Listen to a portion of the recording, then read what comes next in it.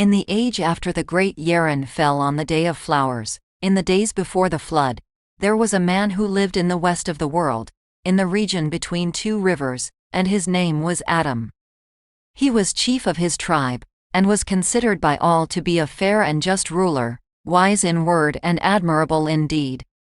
His tribe was barefoot and dust-bitten, herding their humble flocks between the ancient monolith cities of the west.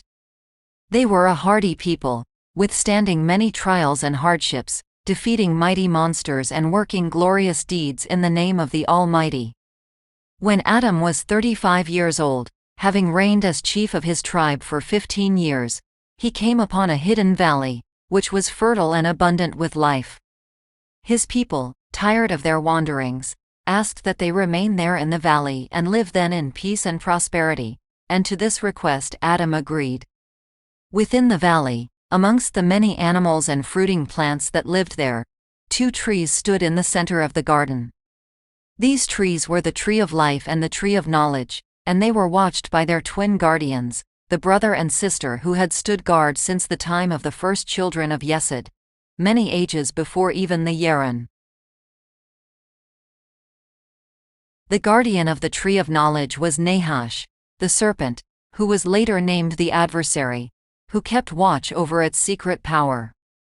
He spoke of all the wonders that might be accomplished with the tree's power, and would test man's skill and spirit. The guardian of the tree of life was Hahama, the great voice, who was later named Sophia, kept watch over its gifts. She taught the proper use of knowledge, and methods by which life might be extended through copper and bronze, and would speak often the directives of the Almighty. Here Adam now reigned as chief among the people of the 2 trees. He interpreted the edicts of the voice for his people, and was gifted with the fruits of both, as was his wife, Hawa. The 2 bore 3 sons, whose names were Hevel, Cain, and Seth. Hevel became the protector and champion of the people of the 2 trees and carried with him the tumbling blade, which was both mercy and justice. He was a simple man who spoke little, but he was greatly skilled in combat, and he defended the valley and the people from the beasts and demons that wandered the desert. Cain, his brother, was gifted in magic and storytelling, and became a great shaman. He would one day become chief of the tribe, and was held in high regard, equal to his brother Hevel. Seth was often forgotten by the passers of stories, for he was a humble man and never rose to the prominence of his brothers. He turned his mind away from martial glory and magical prowess, focusing instead upon the natural philosophies and the service of the poor. Now the serpent, who guarded the tree of knowledge and knew the secrets of deep magic, had looked to the east, and saw in those regions a brewing shadow. A new power was rising within an ancient kingdom, a power that swallowed all in its path. Old gods had been uncovered, and all their terrible rites now knew public practice. Most horrible of all, the serpent saw the Scarlet King rising from the depths of the abyss, rising to consume all of creation. The serpent saw this, and, frightened at how the Almighty could permit such a thing to exist, then acted of his own will. He wished to strike first, to cut down the shadow of the Devas before it could spread too far, to cut off the reaching hands of the Scarlet King before they could spread their foul influence further. The serpent approached Hawa, for she was wiser than her husband, and spoke to her of the dangers to the east, and of the greatest gifts of the tree of knowledge that might be used against the Devas. But she refused the gifts, for she could see the cost that would come of it. The serpent spoke then to Cain, warning him of the shadow in the east and revealing the secret knowledge to him, teaching him the most powerful magics and potent spells. He was to lead the march against the shadow in the east. This knowledge proved to be too great a burden for Cain to bear. In truth, it would be too great a burden for many of the gods. Cain's mind frayed under the strain of his hidden knowledge, and he lost that which he had once possessed, the eyes of a child and an uncovered spirit. He became withdrawn, eating little and sleeping less, and was filled with despair at the torment he now knew. His brother Hevel, at the urging of their mother Hawa, spoke to him on this. An argument broke out over innocent words, rising in intensity until, in a fit of rage, Cain struck down his brother Hevel with a stone. Adam could not bear to see his second son killed. Cain was banished from the valley, cursed, and left to wander in the desert. Hevel's spirit returned to his body after 5 days, for in those days the perilous ways between the lands of the living and the lands of the dead could still be walked by the heroes of men. But his return was not met with rejoicing. He remained distant from his family and friends, and was of dark demeanor. The entire people, seeing that their future chief banished and their champion now trapped by despair, and hearing rumors to the east of the Devas growing ever stronger and reaching ever further west, cried out in pain. When the shadow of the Devas could no longer be ignored, Hevel took up his sword, and went east.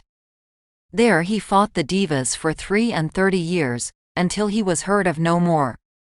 Seth too made actions of his own, building mighty bulwarks and defenses around the valley out of Hakama's copper servants, and raising from the people an army to defend their home.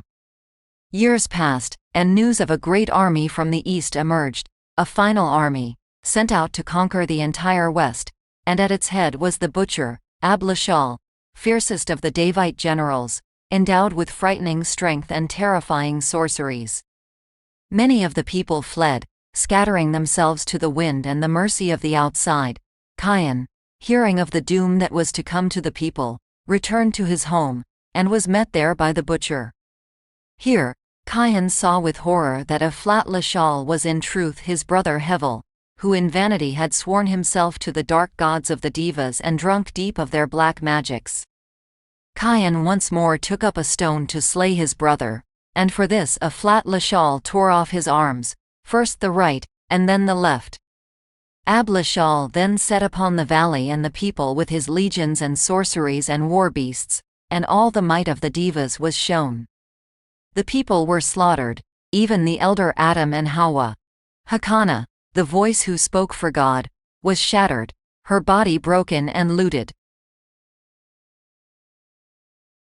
The tree of life stolen away, and the tree of knowledge set to flame. Nahash the serpent fled, first to the space tower at Babel, and later on to the library, where he remained in penance for his part in these things. The garden in the desert was reduced to ash, and those who were not killed were placed in chains, led back to the slave pits of the Devas. Seth, forgotten by all, remained, protected by the last of his shattered defenses, and watched the ashes cool. He saw ahead the destruction of the world, and the victory of the Scarlet King, looming as if clouds on the horizon. And he was greatly afraid. Seth prayed for hope, and he was answered. He was shown the path the future would take. There was to be a flood, until such a time when the Scarlet King might truly be destroyed. A period of safety within Yesod, where magic was hidden, and the king was trapped in his hellish realms. The war would be fought in secret, until such secrecy was no longer needed. By the instructions set before him, Seth gathered 36 men and women to him, and established of them an order, forever hidden. In absolute humility would they serve the world, passing their mantles from one generation to the next in secret, unknown even to themselves, until the end of all things. They would be the ones to set the world right. The 36 scattered to distant nations, and there they waited, as doom came to Davon in the east. Ablashal had returned in triumph, but it was not to last. That part of him which was Hevel, who had played in the shadow of the trees, who had loved his brothers and protected the people, still lived in his blackened soul, and this drove him mad. He struck back against the Devas whom had enslaved him, and with rage and fury cut down their idols, and slaughtered their priest-kings, and brought ruin to their city. The god Moloch, the horned king crowned in shame, stood to face Hevel Ablashal, and he too was defeated, rendered a sickly shade of his own power. Elsewhere, the subjugated peoples of the world, who saw the end that was at hand, struck back at the Devas, to sow the world with Davite blood. Hevel, son of Adam, who had cast down the gods of Davon, raised his voice in challenge to the Scarlet King. And the Scarlet King answered him. Hevel, son of Adam, took up his sword, and the floodgates of the sky opened up with a flood that would wipe time itself clean. And in doing so, the Almighty called upon the world, for the first time since the word was spoken. And the world was called upon to witness. This is the history of mankind, fourth and final child race of Earth, from the finding of the two trees to the flood. This content is Creative Commons. Relevant attribution can be found in the description.